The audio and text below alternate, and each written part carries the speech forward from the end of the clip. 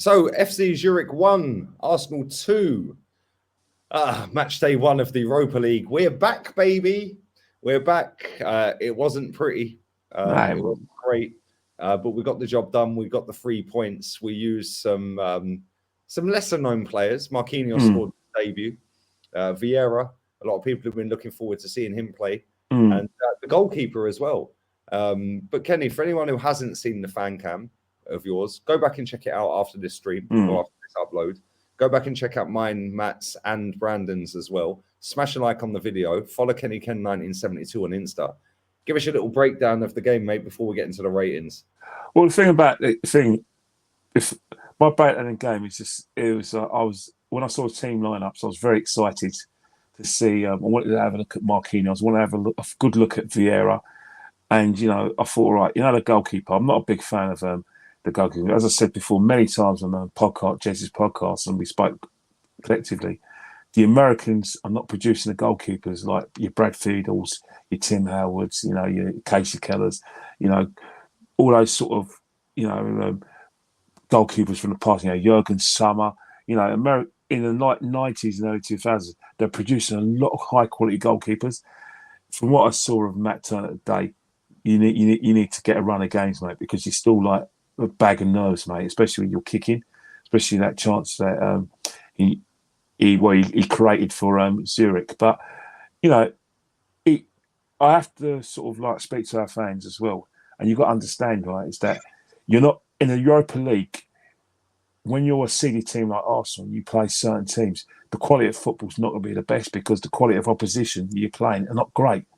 The only time you're going to see quality football in the Europa League is probably be maybe the last 16, not quite the last 32, in the last 16, because Arsenal, I believe, are levels above the teams we're going to be playing. When we can start to play teams that have dropped out of the Champions League, then I think the football will be better. So you're always going to be frustrated. And let's face it, Zurich are not a top side.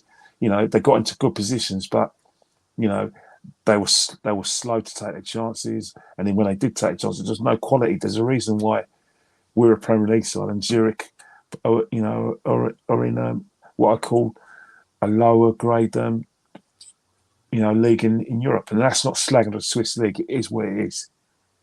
Top players do not play in Switzerland. Fact. Absolute fact. It's not even in the top 10 leagues in Europe. And the fact that we made that look hard work kind of sums up our second string. Yeah, and you mentioned in your fan cam, Matt mentioned it as well, that you were both very disappointed that some of these players got taken off for the likes of Cards, Zinchenko and Jesus. We started Sam Bilakonga and Granit Xhaka tonight because we had nothing else. We're down to the bare bones. When we play Everton at the weekend, they're going to start again. And it's like, then we've got to play a Brentford the following weekend. But we've also got Europa League in between. So they're going to keep playing. Granit Xhaka went down injured tonight. He got back up. And we were all like, oh, my God, if he gets injured, where do we go from here? Because we are literally down to the bare bones. And especially in midfield. We've got a lot of games coming up between now and the end of the middle of November. Yes, there's an international break coming up as well, which I think is just stupid, but it is what it is. But we've got a lot of games between now and the World Cup. And if Thomas Partey ain't back and El Neni ain't back, we've left ourselves very, very short. And I feel that this transfer window is going to come back to bite us. And by the end of November or the middle, when all these players got off to the World Cup, the fans that are sitting there with their chest puffed out high and their heads up saying we're top of the league, well, I don't even think we'll be top 4 by then. But we'll see. We'll see. You've got a very good point, because I think what's happened is that we failed in the transfer window last January.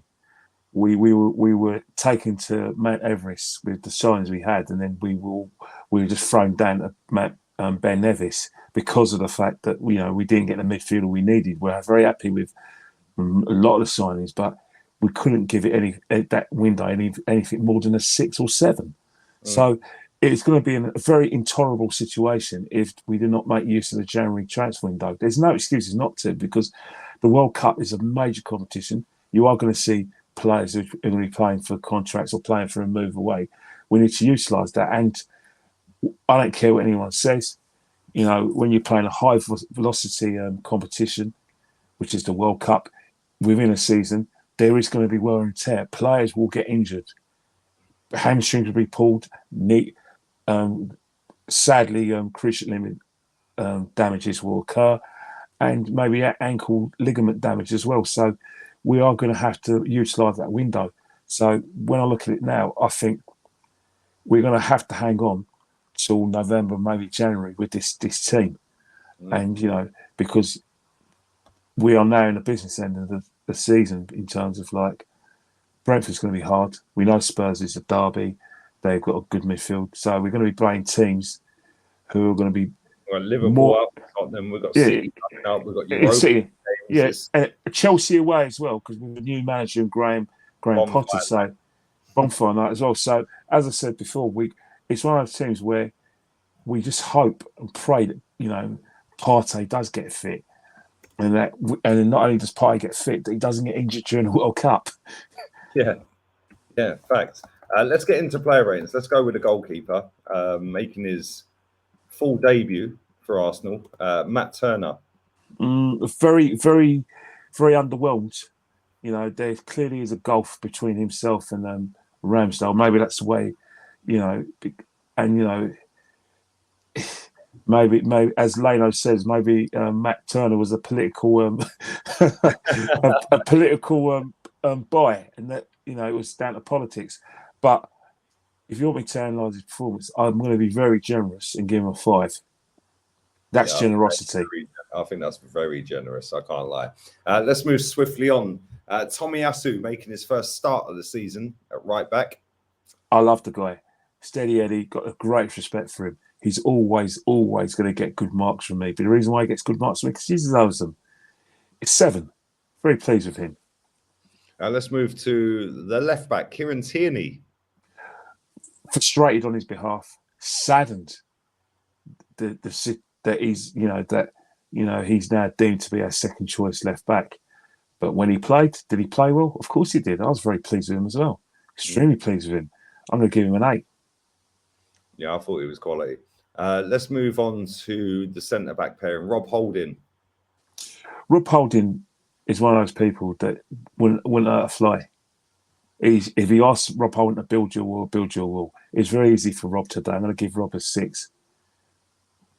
Yeah, I agree. A little bit shady in the last 10 minutes. But luckily, the offside flag and VAR, who's apparently against us, gave us the benefit of the doubt. Let's go to his centre-back partner, Gabriel. Again, a first-team starter starting the game in the Europa League. Well, if anyone needs a game to, get some, rust, basically for him to sort of get a bit of rhythm, it's in, because let's face it, I have been very disappointed and underwhelmed by his performances in the league. Fulham left me cold, although he redeemed himself by getting the winner in the game. Villa weren't too bad. Man United, he struggled alongside his partner Saliba. So today, this is a game to repair any shattered confidence he may have from these last few performances. So I'm going to give him a 6 as well. Let's go to midfield. Let's go Sambi Lokonga. Albert. What can I say about Albert? The good, bad and ugly from Albert, The good was that beautiful pass for Vieira. Very good pass. Again, thing with Albert, he needs some sort of like a rhythm. He needs a regular game time, but you can't give him a regular game time because there's a gulf, the experience, and the, dare I say it, class at the moment between himself and Partey and Granit at the moment. So this is where Albert should be playing for his place and be saying, right, I'm going to use the Europa League to say to Mikel, you know what, I'm here now. Even though let's face it, he's in a team due to the fact that we're down in numbers, no Elneny and no Partey, and he really needs to use this game to impress more. Because I was frustrated with him, I wasn't happy with him. I'm going to give him a 5. There wasn't much coming from him. I expect better from him. Well, but it's your player ratings. I'm not going to argue. Let's go to Granit Xhaka. Who is this? I don't know this guy. Who is this number 34? Who is this guy, man? Who is this player that is playing that is playing, impressing me in every game he's played this season. I don't know this guy. I always called this guy a very, very, very good deep playing midfielder, but he's shown me aspects of his game that I didn't know he was capable. He's getting involved in our attacks. He's getting down the left, putting some good crosses in. I don't know this guy. He's my man in the match. I'm gonna give him an 8. Let's go to Fabio Vieira making his full debut for the club tonight. First rusty. Start. He's rusty. He needs games. You know, he needs to beef himself up a bit. There's a player there. But in terms of, you know, this outing, you know, there were good things.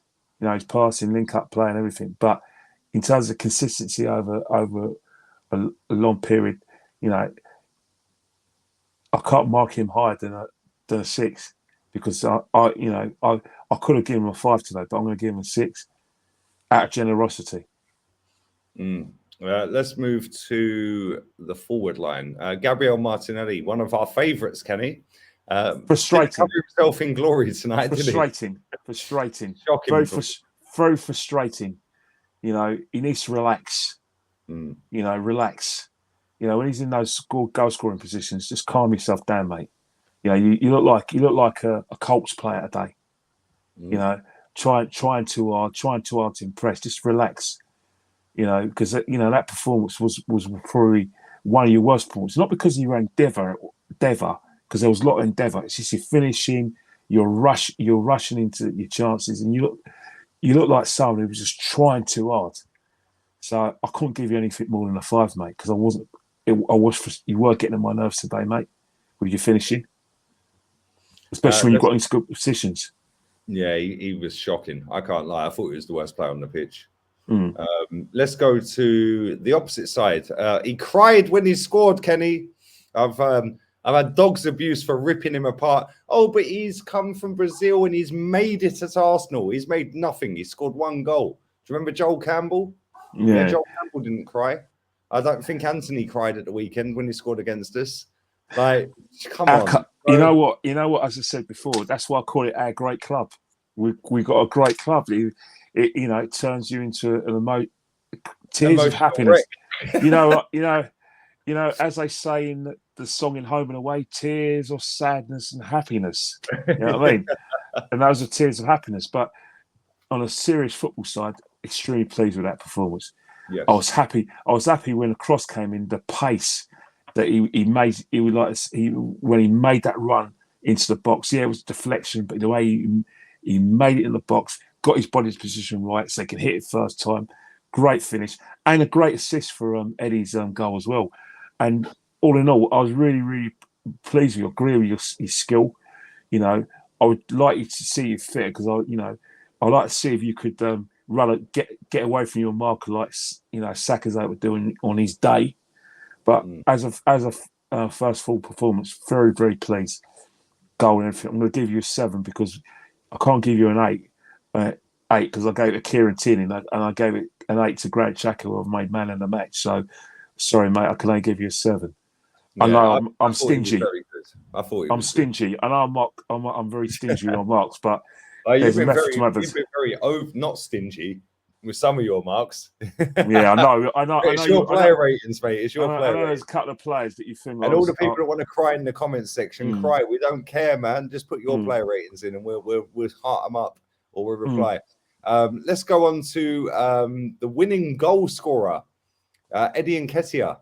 100 grand a week. Number 4 Europa League is looking like that's where he's at the moment because of how well Jesus is playing.